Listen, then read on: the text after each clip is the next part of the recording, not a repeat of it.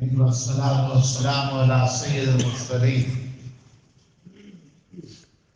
عن ابي رافع رضي الله عنه قال رأيت رسول الله صلى الله عليه وسلم أذن في أذن الحسن بن علي حين ولدته فاطمة بالصلاة رواہ ترمذی و ابو داود۔ ایک عرصے سے درود شریف کی اہمیت اور مختلف درود شریف جو احادیث سے ثابت ہیں ان کا بیان چل رہا ہے۔ اب معاملات اور معاشرات، رہن سہن، میل جول، ملاقات، اٹھک بیٹھک، خرید و فروخت، لین دین، اس کو معاملات اور معاشرات کہتے ہیں۔ معاشرت کیا چیز ہے؟ رہن سہن، اٹھک بیٹھک، میل جول، یہ 6 لفظ یاد رکھیں۔ معاملات کیا ہیں؟ خرید و فروخت، لین دین۔ احادیث کی روشنی میں ہماری ذمہ داریاں کیا ہیں؟ دین کا بڑا حصہ اور مرکزی حصہ وہ معاملات و معاشرات ہیں۔ ایک شعبہ عبادات ہے، نماز روزہ، زکوٰۃ، حج، یہ عبادات، تلاوت، ذکر، یہ ایک شعبہ ہے، یقیناً بڑا شعبہ ہے، لیکن سارا دین یہ نہیں ہے۔ دین کا ایک بڑا حصہ عقائد ہے، نظریات ہیں، اور دین کا تیسرا بڑا شعبہ معاشرات ہیں، چوتھا بڑا شعبہ معاملات ہیں، پانچواں بڑا شعبہ اخلاقیات ہیں۔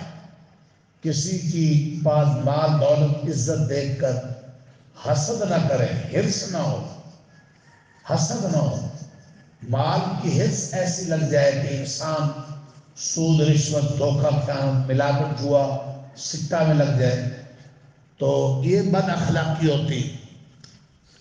کینہ نہ ہو، اندر ہی اندر کینہ، بغض، حسد، شہرت، شہوت، اس کو صبر شکر ہو۔ اللہ جس حال میں رکھے، بیماری میں، صحت میں، اللہ کسی پیارے کا جنازہ اٹھوا لے تو اللہ کے فیصلوں پہ راضی رہے، شکوہ نہ ہو، اس کو اخلاقیات کہتے ہیں، جس کے بارے تجربہ یہ ہے بزرگان دین کا کہ اس میں انسان کمزور رہ جاتا ہے جب تک کسی دین کے ماہر، علم و عمل میں مضبوط شخصیت کی رہنمائی اور اس سے مشاورت نہ ہو۔ تو ہماری بدقسمتی کہ عموماً ہم معاملات اور معاشرات کو دنیا کہہ لیتے ہیں اور اس کو دین سے خارج سمجھتے ہیں۔ اس لیے بڑے اچھے خاصے حاجی نمازی، ان کی خرید و فروخت میں بڑی فوش غلطیاں ہو رہی ہوتی ہیں، انہیں پتہ ہی نہیں ہوتا کہ دین کیا کہہ رہا ہے۔ مال خریدنا بیچنا، اس کے لیے شریعت کے تقاضے کیا ہیں۔ اور بہت سے لوگ ایک بڑی غلطی کر رہے ہیں۔ مثال کے طور پر گاہک دکان پر آیا، مال لینے آیا کہ یہ فلاں چیز مجھے چاہیے، اس نے دکاندار نے، فیکٹری والے نے کہا میں نے تمہیں اتنے کی مال بیچ دیا، اس نے کہا میں نے خرید لیا، جبکہ وہ مال، وہ چیز نہ فیکٹری میں موجود ہے نہ دکان میں موجود ہے۔ ابھی اس نے تیار ہونا ہے، پیچھے مارکیٹ میں کہیں ہے، کہیں پیچھے سے لینی، اس نے خود خریدنی، ابھی وہ چیز کا مالک ہے ہی نہیں بیچنے والا۔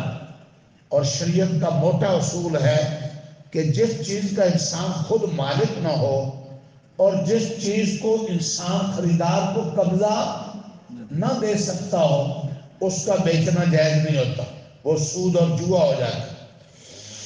بہت سی سکیموں میں پلاٹ لوگ ایسے خریدتے بیچتے ہیں، اور فیل ہوتی، ابھی وہ جگہ کہاں ہے، اس کا وجود ہی نہیں، ابھی وہ کٹنگ ہی نہیں ہوئی، اچھا لیں گے، خریدیں گے، اور وہ بیچی جا رہے ہیں اور یہ خریدی جا رہے ہیں، تو یہ سود ہو جاتا ہے۔ ہاں، جگہ کا تعین ہو کہ فلاں جگہ جو میں پلاٹ لے رہا ہوں، جگہ یہ فلاں جگہ پر ہے، محل وقوع یہ ہے، اور اگر فوراً بنانا چاہتا ہے تو اس کو نشاندہی مل سکتی ہے اور یہ دے سکتا ہے، تب ہوتی ہے۔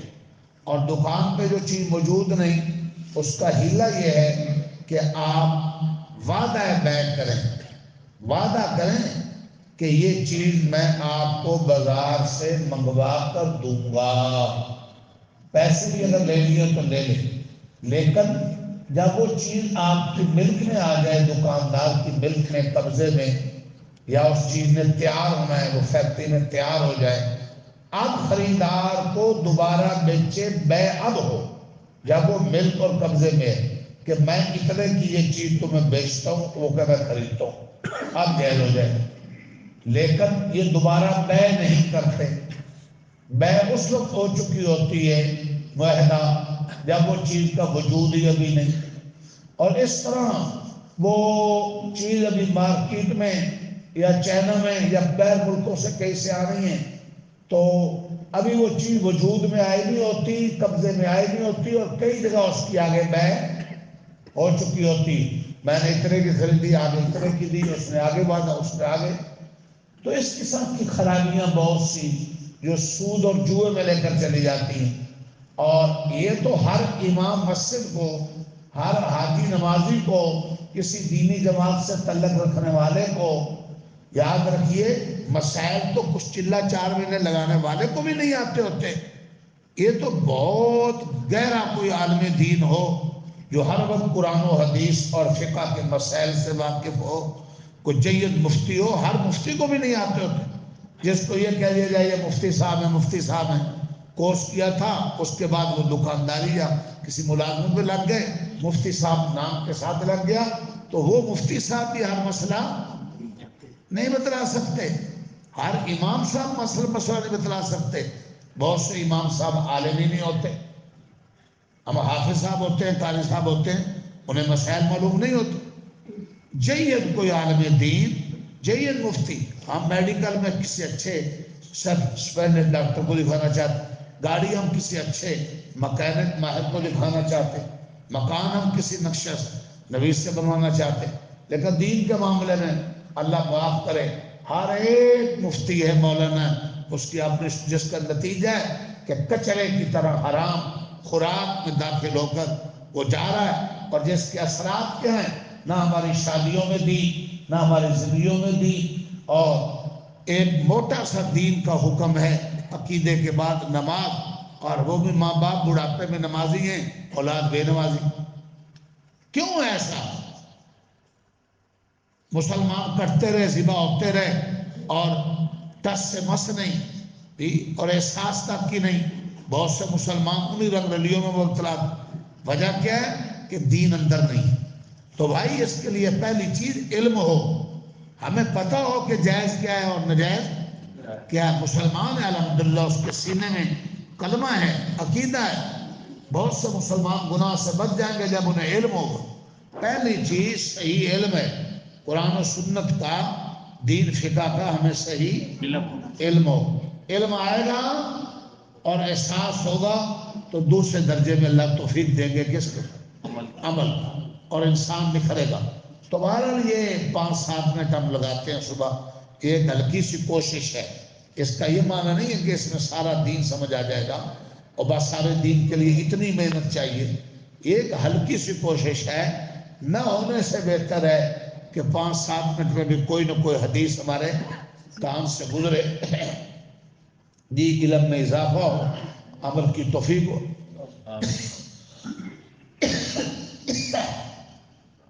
تو اب جو احادیث آئیں گی یہ صرف تو واقعات اور قصے نہیں ہیں، ہر چیز کے بارے کیا حدیث، قرآن اور حدیث یہ پورے دین کی بنیاد۔ قرآن مجید ترجمے اور تفسیر سے پڑھیں اور سیکھیں۔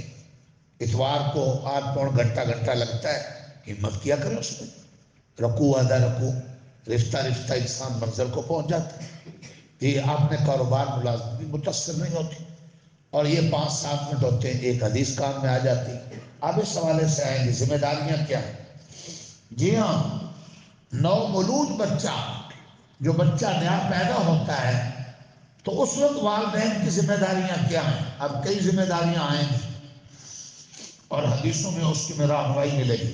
یہ سنن ترمذی کی اور ابو داؤد شریف کی حدیث ہے، حضرت ابو رافع رضی اللہ تعالیٰ عنہ راوی ہیں، رسول پاک صلی اللہ علیہ وسلم کے لیے آزاد کردہ غلام تھے حضرت ابو رافع، روایت کرتے ہیں کہ میں نے رسول پاک صلی اللہ علیہ وسلم کو آپ نے نواسے حسن بن علی کے کان میں نماز والی اذان پڑھتے ہوئے دیکھا۔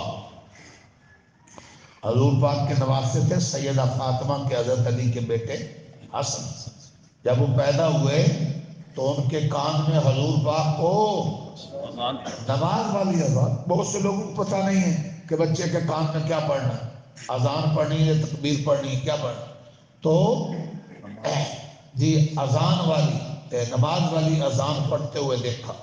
جب آپ کی صاحبزادی سیدہ فاطمہ کے ہاں بچے حسن کی ولادت ہوئی، حضرت ابو رافع کی اس حدیث میں حضرت حسن رضی اللہ عنہ کے کان میں صرف اذان پڑھنے کا ذکر ہے، لیکن ایک دوسری حدیث سے جو کنز العمال میں مسند ابو یعلا مسلم کی تخریج سے حضرت حسین بن علی رضی اللہ عنہ سے روایت کی گئی ہے، معلوم ہوتا ہے کہ آپ نے نو مولود بچے کے دائیں کان میں اذان اور بائیں کان میں اقامت پڑھنے کی تعلیم و ترغیب دی ہے۔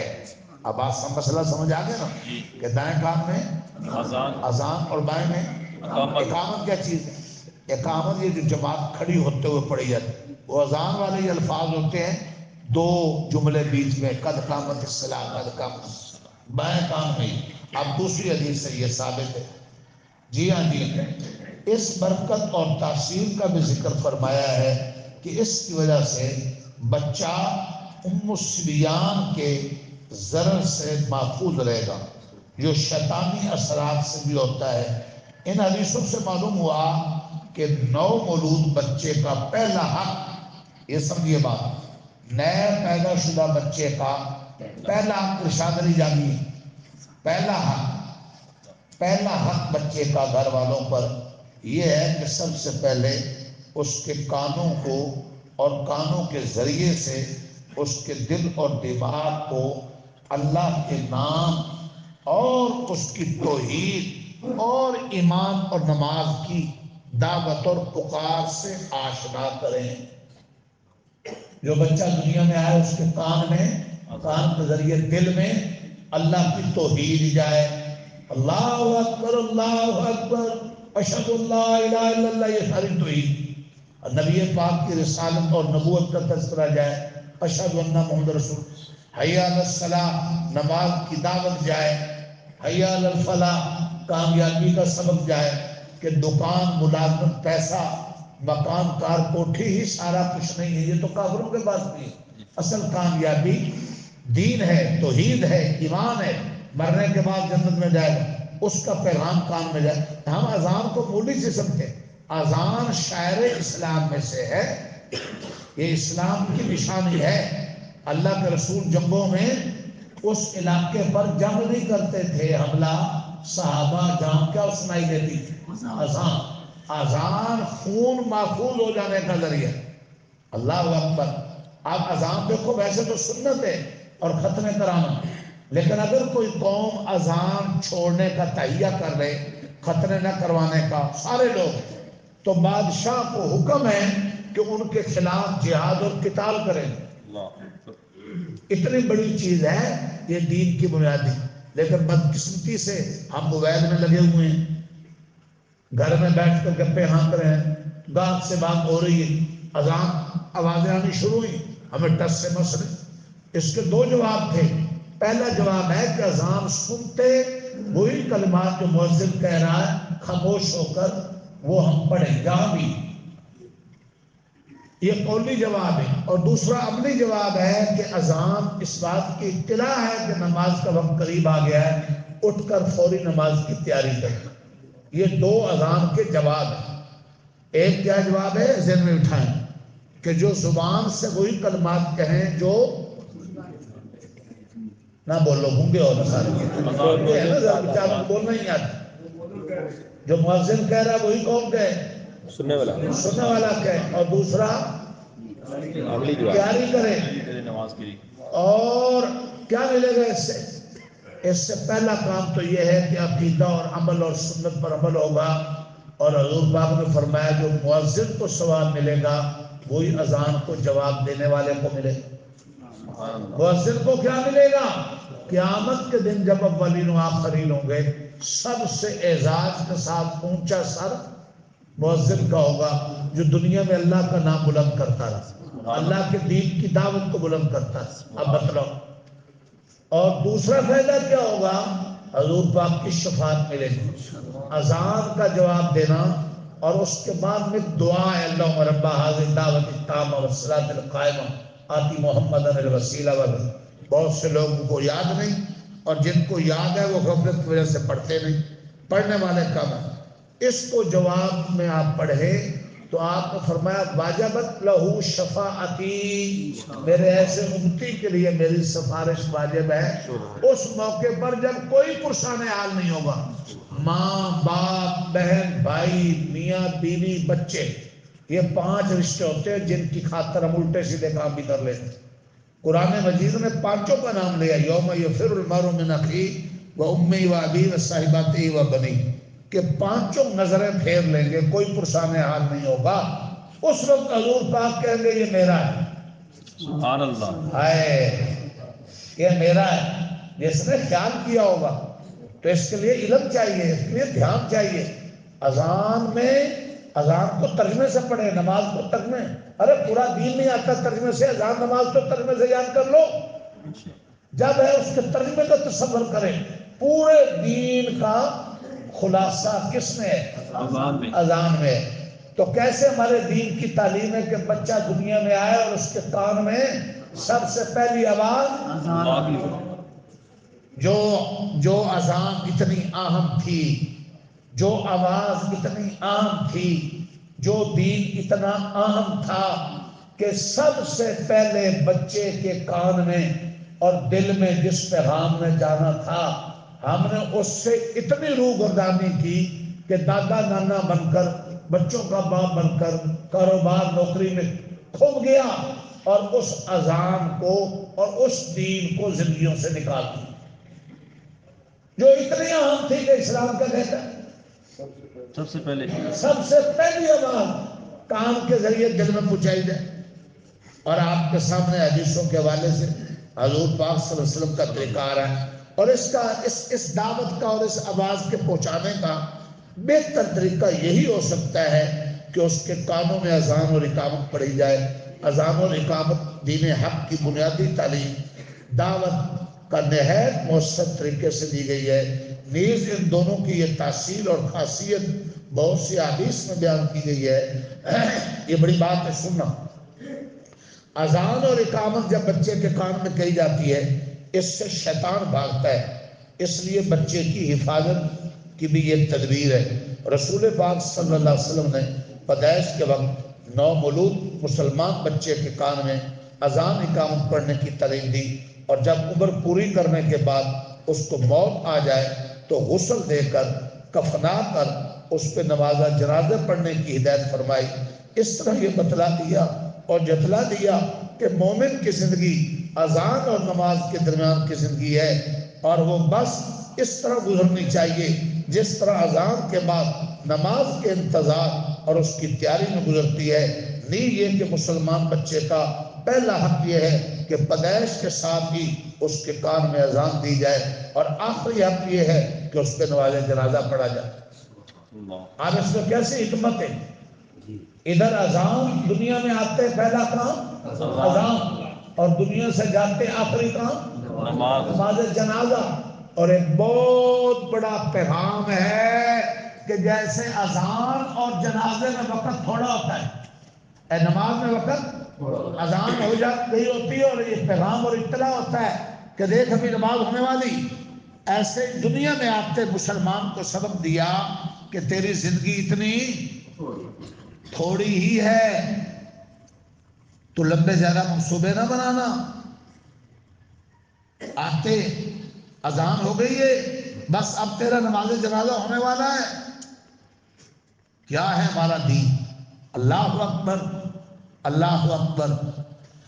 اس کے ضمن میں ایک واقعہ بتلا دے تو پھر سور پڑھتے ہیں۔ جس اذان کا احترام کیا انسان کو ملتا ہے۔ ملکہ زبیدہ تھی، آپ نے نام سنا ہوگا، خلیفہ ہارون کی بیوی۔ اور نہر زبیدہ اس نے بنائی مسلمانوں کے لیے، امت کے لیے، بہت بڑی خدمت. آپ نے شاید وہ نہر دیکھی ہو، میں نے اس نہر پر سفر بھی کیا، اس کو دیکھا بھی جی. تو ایک بہت بڑی خدمت. فوت ہو گئی، کسی کو خاک ملی، کیا بنا؟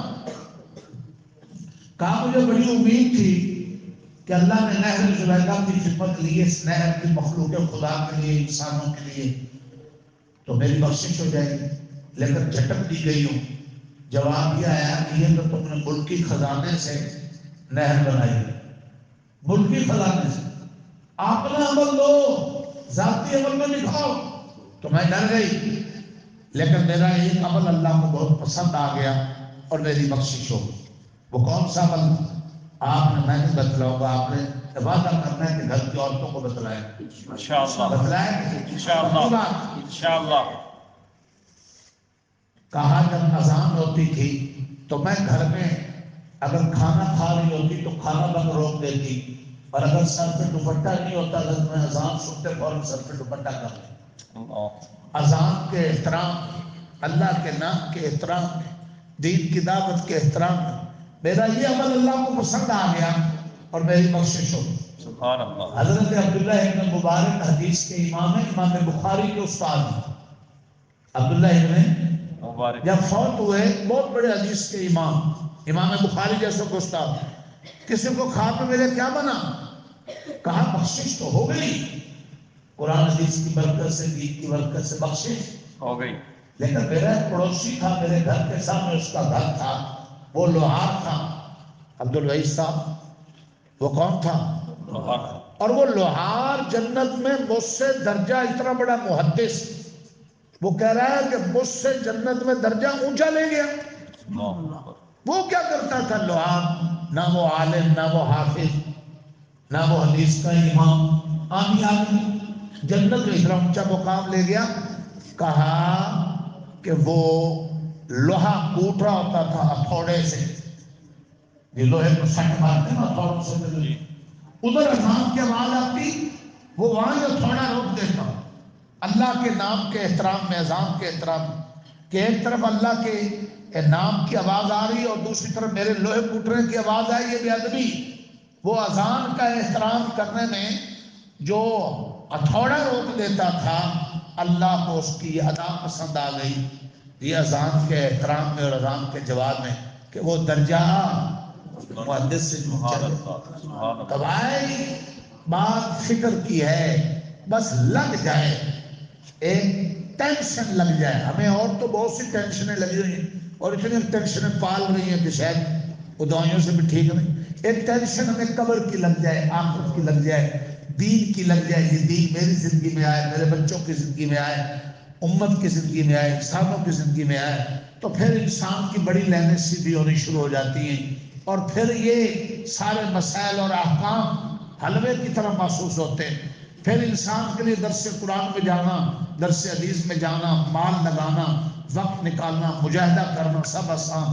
پھر غزہ کے تھوڑے سے مسلمان دنیا بھر ایسی طاقتور قوتوں کے مقابلے میں، ابھی آپ دیکھیں ان کے جذبات سنیں روکتے کھڑے ہو جاتے ہیں. پھر اتنے مشکل فیصلے بھی کیا ہو جاتے ہیں، پوری دنیا کو حیران کر کے رکھ دیا. ان کے مجاہدین میں سننے میں آیا صرف ایک شہید ہوا ہے اور انہوں نے ان کے طاقت کے غروب کو خاک میں ملا دی، شکر ملوا دی. ہاں ظلم زیادہ یہ ہوا ہے کہ جو عورتیں اور بچے اور ہسپتال کے شہری حقوق جو جانے میں شریک نہیں ہوتے، پوری دنیا کا قانون ہے کہ ان کو مارنا جوڑنا.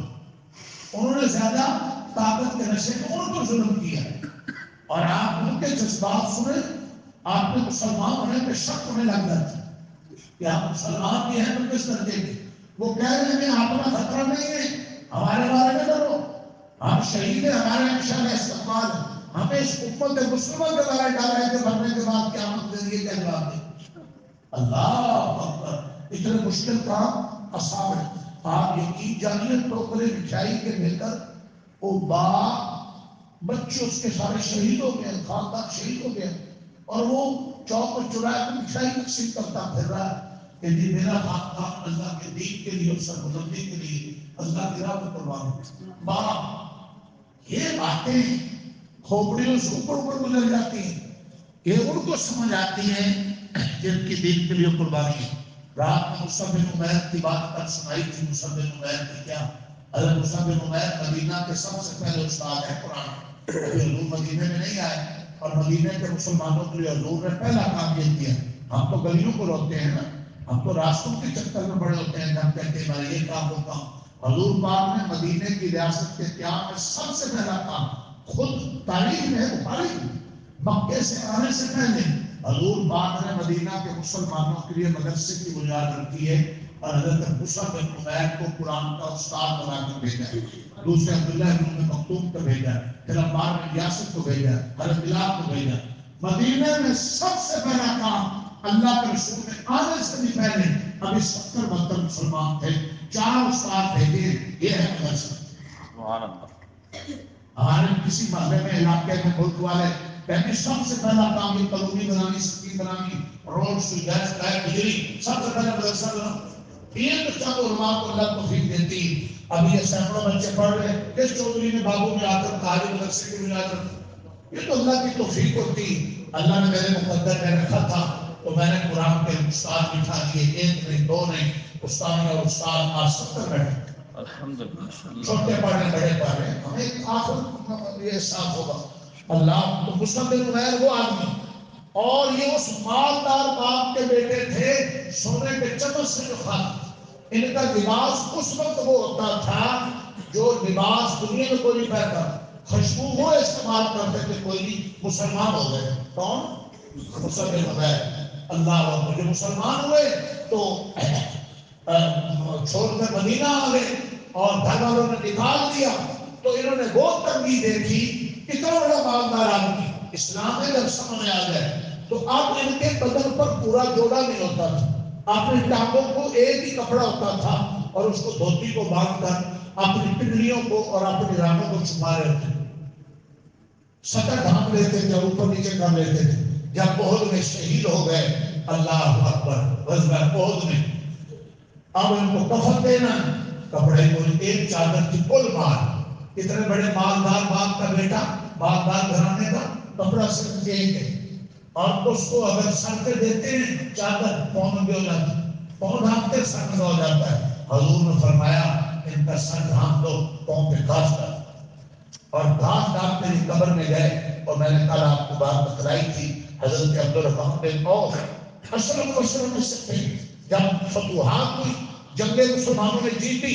اور یہود و نصارہ بھاگے اور بنو نذیر بنو قریظہ کی جائیدادیں مسلمانوں کے ہاتھ میں آئی غنیمت، اب آسانیاں ہو گئی، تو عبدالرحمن بن عوف کے دسترخوان پہ روزہ افطار کرنا تھا، طرح طرح کے مدینہ کے پھل پڑے تھے، اور رونے لگ گئے کہ میرا بھائی مصعب بن عمیر مجھ سے اچھا تھا، اللہ کی راہ میں شہید ہو گیا، اور اس کے پاس کل مال کی ایک چادر تھی، سرمایہ جس کا کفن بھی پورا نہیں ہو رہا تھا، اور وہ اس عالم دنیا سے گیا شہادت لے کر، اور عبدالرحمن تیرے پاس دسترخوان پہ پھلوں کے ڈھیر لگے پڑے، رونے لگ گئے، روتے روتے دسترخوان اٹھوا دیا، کوئی چیز نہیں کھائی۔ زندگی ہے، میں عرض کر رہا تھا، جس کو سمجھ آ جائے اس کے لیے بڑے مشکل کام بھی کیا ہو جاتے ہیں آسان۔ تو ان کے لیے ایک عذاب کا جواب دینا مشکل ہوگا، گھر میں بیٹھے گاڑی میں بیٹھے موبائل کو تھوڑا سا بند کرنا مشکل ہوگا، ان کے لیے عذاب کا جواب دینا بھی آسان ہے، نماز میں سردی گرمی میں آنا بھی آسان ہے، سنت کے مطابق بچوں کی شادیاں بھی آسان ہیں، ان کے سامنے دنیا کی سب سے بڑی مادی اور عسکری طاقت والوں کو للکارنا بھی آسان ہے۔ یہ ہے اللہ سے توفیق مانگیں کہ ایمان کی حقیقت ہمارے رگ و ریشے میں اتر جائے۔